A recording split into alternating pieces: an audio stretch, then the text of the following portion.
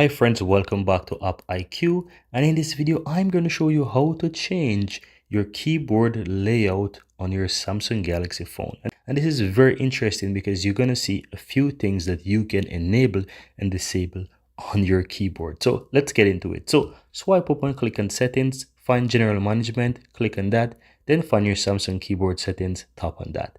You want to scroll all the way down, guys, to where you find layout and click on that, of course.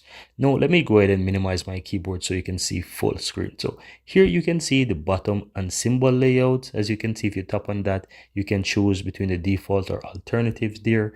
You also have alternative characters that you can select. Under the space bar and row style, you can enable full stop and also comma.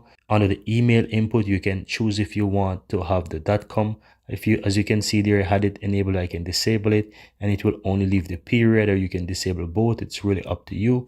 You can also scroll down and decide if you want to do the .dot or the .com, as you can see there. So you can choose which one you want to enable. This is it, guys. You can easily enable and disable quite a few things from your keyboard layout if you so desire.